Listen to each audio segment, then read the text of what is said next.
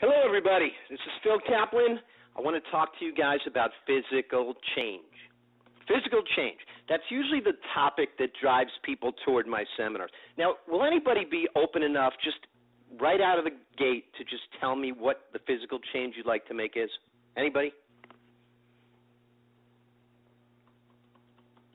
See, when I do a live seminar, I have a group of people in front of me so I can look somebody right in the eye, and typically they'll look away and then I'll walk closer and then they'll have to answer. I can't do that here, and I know it's kind of weird because you're all, sitting in your own little domain and you're realizing there are a bunch of people out there. But anybody find the courage to just say, hey, Phil, here's the change I'd like to make. I want to get lean by like Renata. Okay. You want to get leaner? You want to get leaner? Yes. Okay. Anybody else? Go ahead. I'd like to lose fat and gain muscle. You'd like energy. to lose fat and gain muscle. Okay. So it would be really cool if there were a place that we could all just go and get the physical change that we want. And apparently there is, and it's called the Hunza Valley. And I don't know if anybody here is familiar with Hunza, but it is at the base of the Himalayan mountains. And apparently in the Hunza Valley, the healthiest people in the world live. They don't have disease as we know it.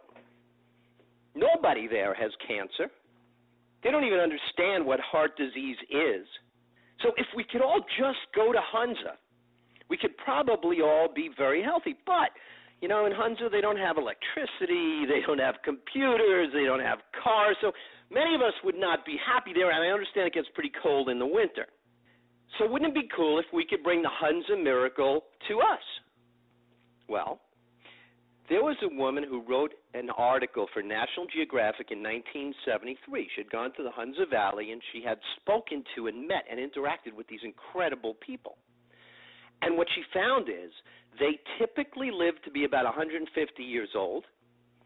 She had stories of men fathering children after the age of 120.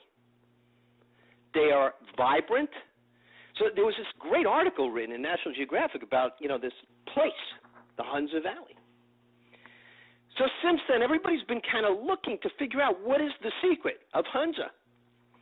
And I recently saw an ad on the internet, and it told me what the secret is. It's goji berries. The goji berries are the secret of the Hunza people. According to this ad, it said the goji berries are a weight loss miracle. You could lose 30 pounds in 30 days. And answer the question, why don't the people in Hunza, why don't they have cancer? Why don't they have heart disease? Goji berries. It cures everything. It also increases lifespan, and it improves fertility. The goji berry, it is a miracle, according to this ad. Here's the truth. The truth is, I did some research here. The goji berries don't come from Hunza. They come from China. Everything comes from China, including goji berries. Was there ever weight loss with goji berries? Well, sort of. See, the company that sells it did their own in-house study. And what they did is they had people go on a diet. And on this diet, all they were allowed to have was water, coffee, iced tea, and goji berry juice for 20 days. So one of the little details with this diet was no food. So did people, in fact, lose 30 pounds? Yes, they did, but they were starving themselves. There is no documentation of any curative properties of the goji berries. So why did all of this mystery evolve from? Well, here's part of the challenge.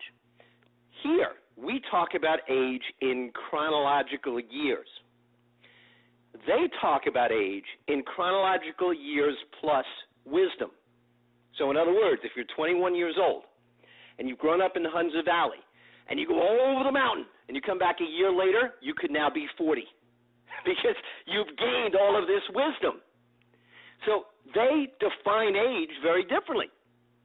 In fact, when they really look closer at it, decades after that article, they found that their average lifespan is not 150, it's 50.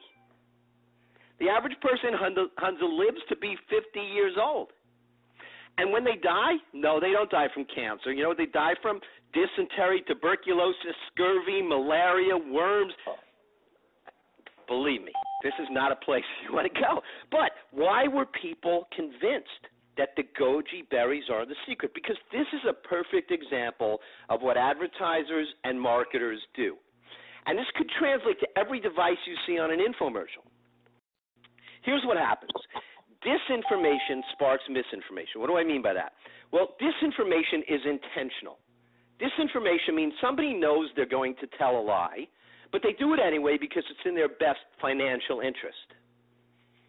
And often they are taking advantage of people in order to make the money they want to make. So that's disinformation. But once disinformation gets going, people are misinformed, and then they pass it along with good intentions. They pass it along to other people. So disinformation becomes misinformation. So in 1973, National Geographic made a mistake. Supplement sellers were looking for something they can spin. And they've done this many times. They found in Okinawa, Japan, they came out with Carl Calcium. This was just one example. And then they hire advertisers and they go, okay, listen, here's our claim and here's our product. Create some really nice sizzle for it. And then some people believe it, and then the demand increases. And when the demand increases, that's when the manufacturers go, okay, now we got to do some research. But we can't do real research because that'll prove it doesn't work. So we have to do our own corrupt research, and then we'll just say research has proven, and that is perfectly legal. So you got to be careful when somebody's making you a promise that some device is going to miraculously change your body. The science of infomercial advertising has, in fact, become a science. It is the science of getting people to respond. It has nothing to do with getting people results. And there are hundreds of millions of dollars being wasted every single month on products that have no hope of working. No hope at all. So we have such a gullible, vulnerable marketplace, and you have to ask the question, why? We got to have somebody we can blame. We got to have somebody we can point the finger at and go, it's this person's fault. Does anybody know who we can blame for this? No, I'm going to tell you, Ruth Handler. Ruth Handler did a horrible thing. She invented a toy. She invented a toy girl doll named Barbie. Now, Agnes, Anna, can I guess at some time in your life you had a Barbie doll? Tasso? Nope. Darby, Karen, Renata, Stephanie. I had one. Yeah. And you know, when you had that Barbie doll, Barbie, in your imagination, would go to the prom. And when she went to the prom, she didn't go with, like, the pimple-faced kid, right? Who did she go with? Ken. In the hot new sports car. So women who start out as girls are growing up with this image of imperfect perfection. In other words, they're believing that this is what a perfect life is going to be. This is what it'll be like for me when I'm a teenager. But if we really took that Barbie doll, and believe me, I've tried, and blow it up to human size, it would have a 40-inch bust and a 17-inch waist. Now, you look at that, and you go, not possible. Not possible. There's nothing human about that. Or at least there wasn't until body dysmorphic disorders showed up. We didn't have body dysmorphic disorders in 1950. Didn't exist. Body dysmorphic disorders means somebody looks at themselves in the mirror and sees their body as very different than it really is. So it came from, I would guess, looking at our society and the way things evolved, it came from this want to be perfect. Advertisers learned that if they can get women to read fashion magazines for 5 minutes, 70% of them will feel depressed and inferior. And they love that. Why? Because they could sell advertising. They go, listen, the people who are reading our magazines are going to be depressed and inferior. You could just sell them stuff that will make them feel better. So it all comes from this imaging that starts when children are younger. And now we have these body dysmorphic disorders. Now, if you look at the picture on the left, it's self-explanatory. If you look at the picture on the right, That was a fashion model. Now, if you don't have the presentation in front of you, picture on the left is a blonde woman with very, very large, I would guess, not natural breasts, and the picture on the right is somebody who is almost nauseatingly thin, if that's okay to say. That woman was named Isabel Caro, and she had anorexia. Now, anorexia is one of these body dysmorphic disorders. She died from it, and she knew she was going to die, and she couldn't save her own life. Her rational mind heard people saying, "You're dying. The systems of your body are shutting down." But she'd look in the mirror and she'd think she's fat. And her brain said, "No food." So what she did is she felt like, okay, something good has to come out of my life. So she agreed to do an advertising campaign before she died so that other people would not follow what she did.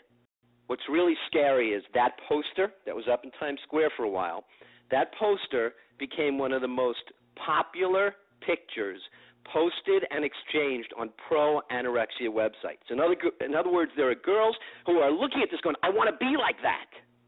So things are really twisted, and what you have to do is grab hold of your common sense, and common sense, unfortunately, isn't common anymore.